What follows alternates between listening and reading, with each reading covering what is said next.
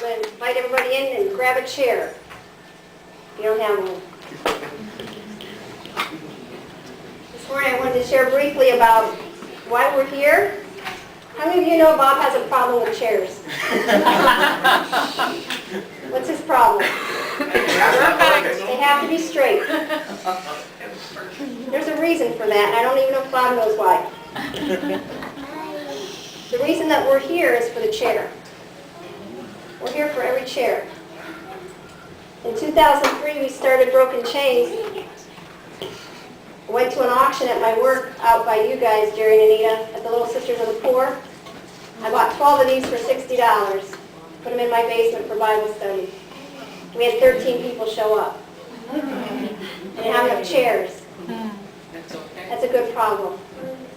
So we went looking for a space, and so I guess we're not supposed to be in the house with a Bible study, and the Lord gave us a church building. We moved to these chairs. I hate these chairs. They have sharp corners on them. I don't like kids running around these chairs. But actually, Ron's brother bought us these chairs. And he donated these to the church, and that was a blessing. So these were church chairs before. So we moved to these chairs, and Bob was just as anal about chairs back then. I'm hurt now. Yeah. Get over it. Now we have these chairs. I like these chairs better. They're round on the corners, and there's no arms to get in the way. And they're free. And I like that a lot. Not really free. We have to pay the rent. But when we need more, we go get more. When we don't need as many, we stack them up. So it's good. So this morning I want to talk about the chair, because my question is, why are you taking up a chair today? Why are you warming a chair? And why are their chairs empty? Because the reason we exist and the reason that we've poured so much of our time and money is to get somebody in the chair.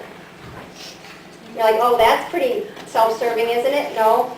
Because if somebody's in the chair, they're hearing a message. And they're building family relationships. And maybe they're mending a marriage. Or maybe they're letting their past and their shame melt away. Maybe they're getting a fresh start. Or maybe they're hearing about the ones who can take away their addiction. But unless they're in the chair, it's just an empty chair, hearing another message. So maybe that's why we're so particular about the chairs. So if you come and you help clean the church and Bob says, do this and this and this, but I'll get the chairs, don't be offended. Because he prays over the chairs. Those chairs have been prayed over so many times because it's not just a chair, it's a soul, it's a person. And so we take our chairs very seriously. And we have a lot of different colors of chairs in here. Maybe that represents all the different kind of people that we have. It's okay that we mix and match our chairs. We've got wooden chairs, steel chairs, ugly red chairs, waiting to impale a child. I've got these god-awful blue chairs. Not very many of them. There's paint all over them because they're our footstool for painting. But it's all about our chair. And about filling the chair. So why are you in your chair today? And so I wanted to perhaps shed some light on all of us in our chair. There are a lot of different people here today. And that's how it should be. We should all be very different. We should look very diverse. There's actually some people here for the first time. Some people who've been here a lot of times. Some people just started their walk of faith, and some people have been walking with the Lord for 30, 40, 50 years. That's how it should be. Some people say, well, I'm a church, we only have leaders in our church. Well, that's a pretty boring church. We should have baby Christians in our church. We should still have some that are in the womb, that aren't born yet, haven't been born again yet.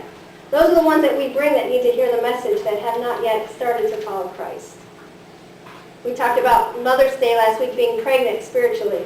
And what are we doing with everything we've received? All those good messages, all those people in your life who've spoken into your life, what are you doing with that? Are you just taking it in? Are you just eating from this all-you-can-eat buffet and getting fat? Or are you pregnant with something? So we should have some expectancies in the church. We should have people coming in that aren't yet saved. Those are the unborn. And then we should have lots of babies in here. Baby Christians. Well, how do I know what a baby Christian is? Well, it's not by how old you are. You could be 75 and a baby Christian. You could be 5 and a baby Christian. Baby Christians are the ones that have to be fed. Milk. Fed milk. I was going to pass you all out a spoon. But just picture yourself holding one, because I can't afford to give you all a spoon. I can't find spoons in my own house.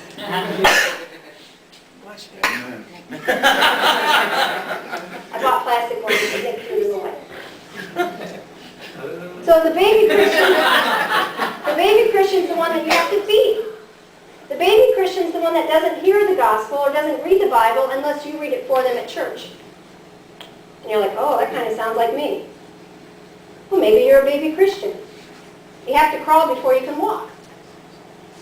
So I'm going to point out a couple stages of Christianity, and I'm not cutting on any of them. We have to have them. You're not born 35 years old, married with children, with responsibility and a job. You're born a baby.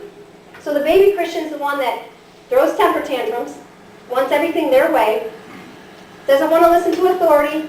Well, that's kind of getting into the adolescent. Has to be spoon-fed. So maybe that's you. We ought to have the cry of babies in this room if we're doing our job. Baby Christians. They need a lot of holding. They need a lot of reassurance. They're just starting to make those bonds with the church. Baby Christians have to be carried. And they have to learn how to trust, and that's a scary place to be. You know how screwed up a kid is if they don't trust in the first couple of years? They're really screwed up. Baby Christians, we should have a lot of them in their chairs that need some holding and need to be spoon-fed. And then, they grow up to be adolescents. I don't know about you, but I was not cut out for youth ministry. My husband was. Teenagers drive me crazy. They just do. Because babies, you can understand, they need you. Adults will do it for themselves. Teenagers ought to know better, but they don't do better. That's my frustration. But they're being who they are. So what's an adolescent Christian? Oh, that's the most common type, I think. The adolescent Christian is the one who comes in and says something like, well, I was at this other church and I was not fed there.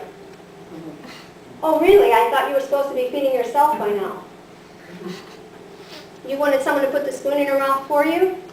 Well, they just didn't go deep enough.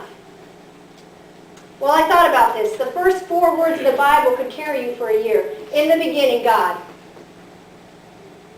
Because for some of us, it takes our life to realize He's God and I'm not. And we could work on that for a year. Absolutely. And the fact that all things belong to Him, that could be another year.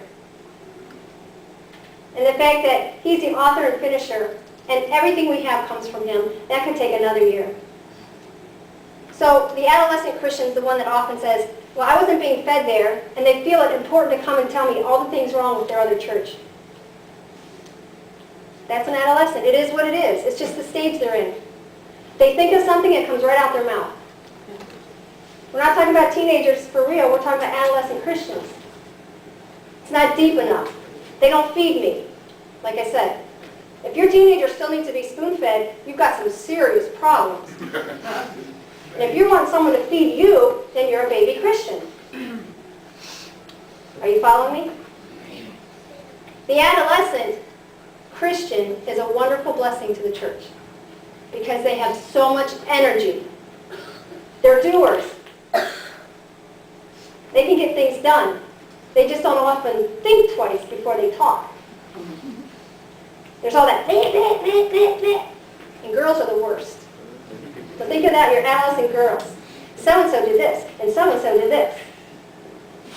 Again, if you are offended by the behaviors of others and you need to tell somebody about it, well, that's maybe where you are. Maybe you're an adolescent Christian. Adolescents, how many of you know adolescents, they get started into those high school, college years, and they are going to solve every social injustice known to man. They know it, baby. You know, green tree and all this. Right on. Adolescent Christians, starting to get the tools to make a difference, but don't quite have the judgment to know how to gauge themselves.